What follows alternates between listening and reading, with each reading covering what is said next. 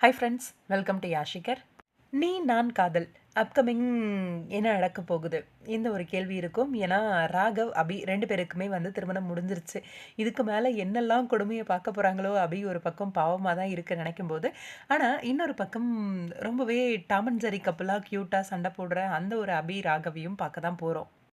கொஞ்சம் முன்னாடி ப்ரமோ வந்திருந்தது பார்த்துருப்பீங்கன்னு நெனைக்கிறேன். ராகவ் வந்து அபிகிட்ட ரொம்பவே ரூடா, ரஃப்பா நடந்துக்கிறத, அந்த பாத்திரத்தெல்லாம் தூக்கி போடுறது, அந்த பெட் துணியெல்லாம் பூவெல்லாம் உதறி விடுறது, எல்லாமே கோவமா ஒரு ஒரு விஷயமும் பண்ணிட்டுருக்காரு.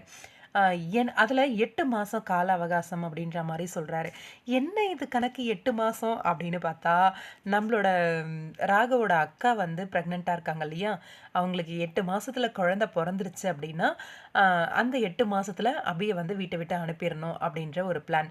அபி, ராகவ் வந்து விவாகரத்து வாங்கிரணும் அப்படின்ற ஒரு பிளான்ல தான் 8 மாச கணக்கு அப்படிங்கிற மாரி சொல்லியிருக்காரு. அக்காவுக்காக இப்போதைக்கு உன்ன அட்ஜஸ்ட் பண்ணிக்கிறேன் அப்படிங்கிற மாதிரி. இதுல என்ன கொடுமைன்னா, இப்ப வரைக்கும் முரளிய பத்தி அபிக்கு தெரியாமயே இருக்கு. அதர் லாங்குவேஜ்லாம் இந்த கல்யாணத்துக்கு முன்னாடியே வந்து அபிக்கு தெரிஞ்சிரும். இந்த இடத்துல அபி, ராகவ் எல்லாருமே வந்து முரளிய பத்தி தெரியாமயே இருக்காங்க. அது ஒரு வருத்தம் இருக்க தான் செய்யுது. இதுக்கு மேல அனு, அபி 2 பேருக்கும் வந்து முரளிய பத்தி தெரிஞ்சுக்கிற ஒரு சந்தர்ப்பம் அமையணும். ஆனா, இவ்ளோ நாளா அதே வீட்ல தான் அனு இருந்துட்டு இருக்காங்க. இப்ப வரைக்கும் அனுவுக்கு கூட தெரியாம எப்படிதான் முரளி மெயின்டெயின் பண்றாரு அப்படின்னு தெரியலையே! அப்படின்னு ஒரு பக்கம் ஒரு கேள்வி இருக்க தான் செய்யுது.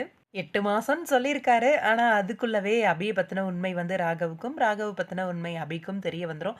ஏன்னா, தன்னோட அக்கா வீட்டுக்கார் மேல உள்ள கோவத்துல தான் வந்து இந்த கல்யாணம் நடந்துச்சு அப்படின்னு அபிக்கு தெரிஞ்சாலுமே, அதே மாதிரி அக்கா வீட்டுக்காரர் தான் ஏமாத்திட்டு இருக்காருன்னு உண்மை வந்து ராகவுக்கு தெரிஞ்சாலுமே, இந்த சண்டை முழுசா மாறி